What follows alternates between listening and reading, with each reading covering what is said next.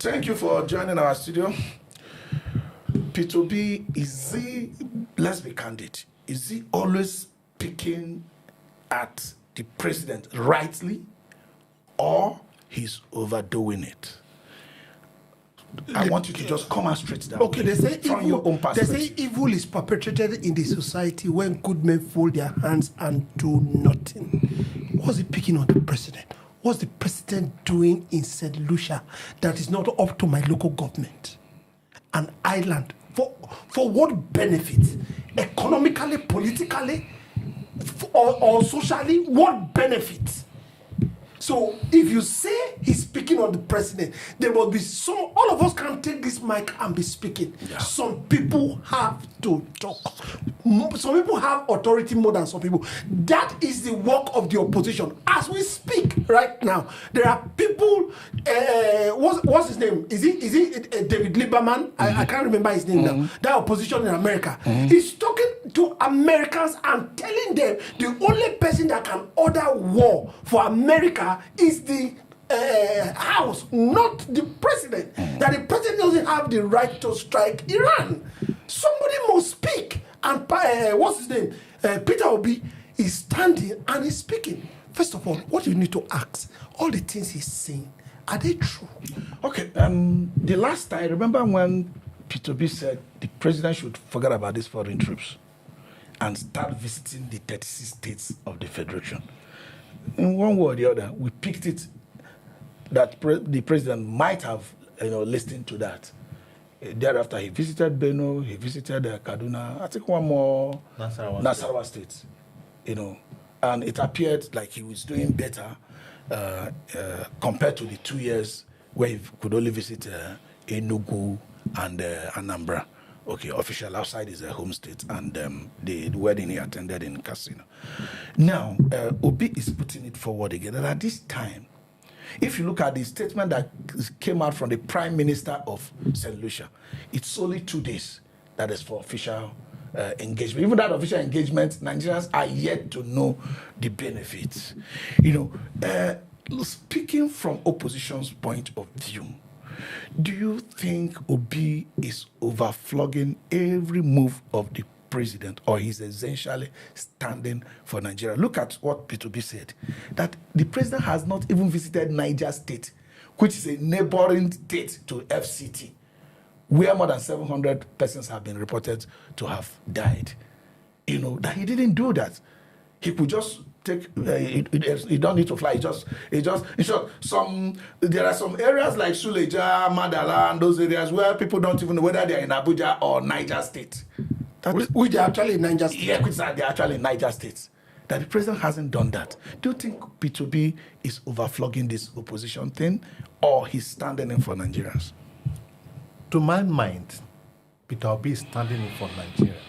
You see, it's so clear that Mr. President, maybe, just maybe, he never knew, or he never thought in his mind that visiting the states without campaign is integral part of governance. Not until Obi has voiced it and we here re-echo it. But again, you cannot change a man overnight. He's used to foreign trip. Maybe he's just trying to balance it because he had done 3 state visits, so he had to do 1 foreign visit, and then because Obi said at least take 72 days out of the remaining 2 years and visit the 36 states. So the foreign trip continue, and the home visit maybe perhaps will continue. They're coming to say whether Obi is overflogging the issue. Has the president done something right that is Obi criticized? It's only those things that he did wrong that Obi is talking about, and this is what democracy is all about. And this is what the role of opposition is all about.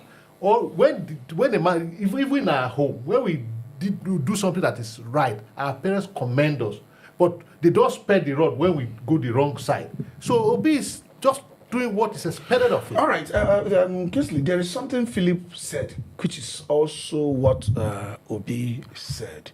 He was just saying that it appears the president didn't know he can visit our states without it being for campaign or political jamboree.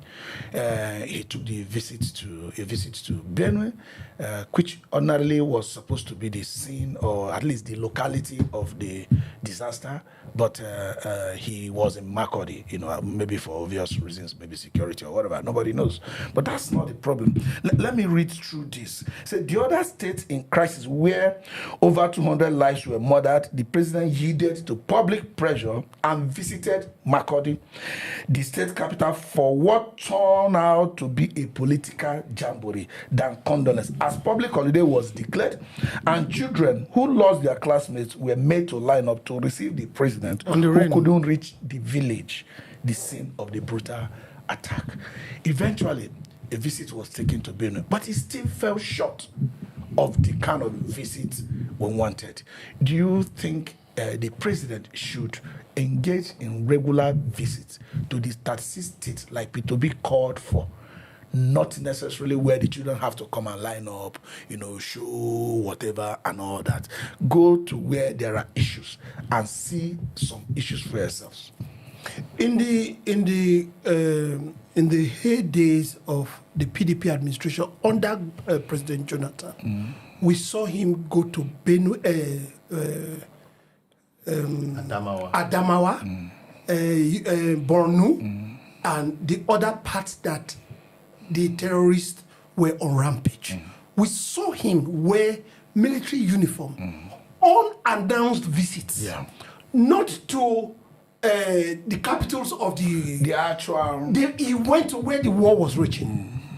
But from the time of APC government, let me take it from APC government, we don't see them going to where there's wanton destruction of human lives and property.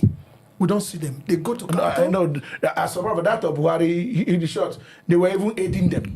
By their words. Gumi was going in negotiating with Gumi could see terrorists. But the soldier couldn't see terrorists. Soldier couldn't see terrorists. But Gumi will go and see terrorists. With their AK-47. And they carry books to give them to be reading. Yes. Now, what prevented the president from taking a chopper?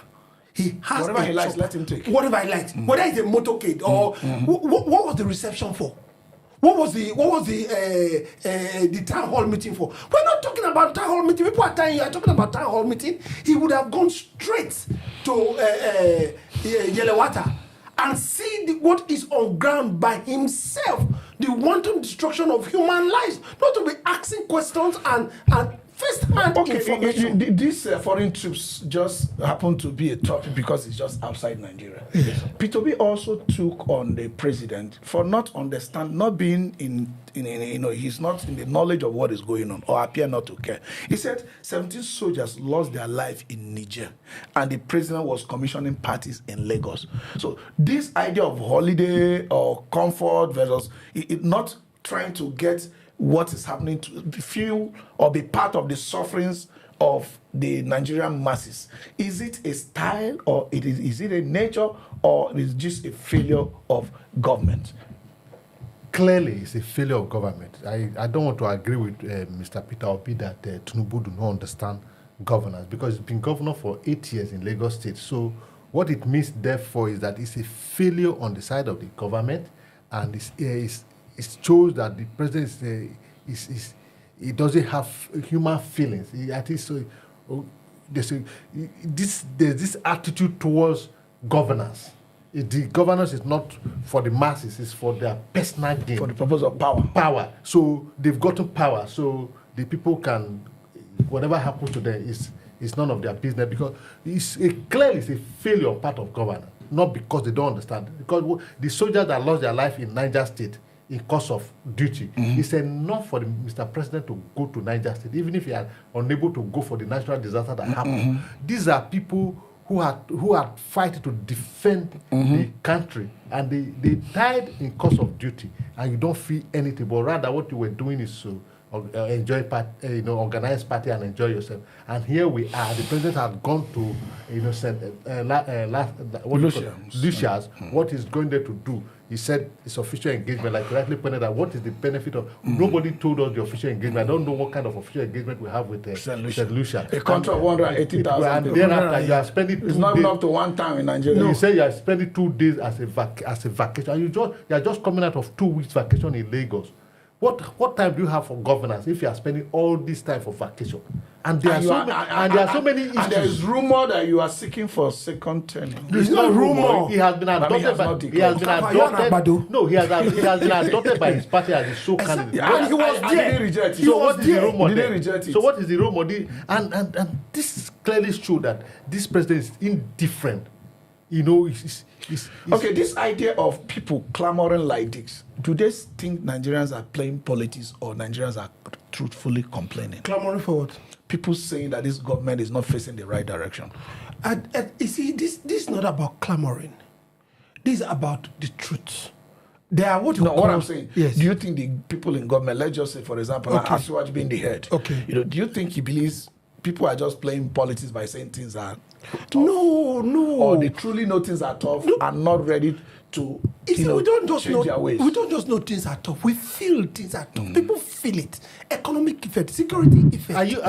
Are you saying the people or the people in government? If you are saying the people in government, to them, the people are just making noise. Akpabio has said that it's only those who are hungry. Say we are here eating. It shows that the people in government feel they are doing where they have told you they've put in policy in place that will better the life of Nigerians. But the question is that where at what point will this policy materialize for the people to see? Is it after they are in their grave or where they are still alive? We don't have enough time, but we do know that basically no matter what the president has gone to do in St. Lucia, it cost the nation for the president to be there.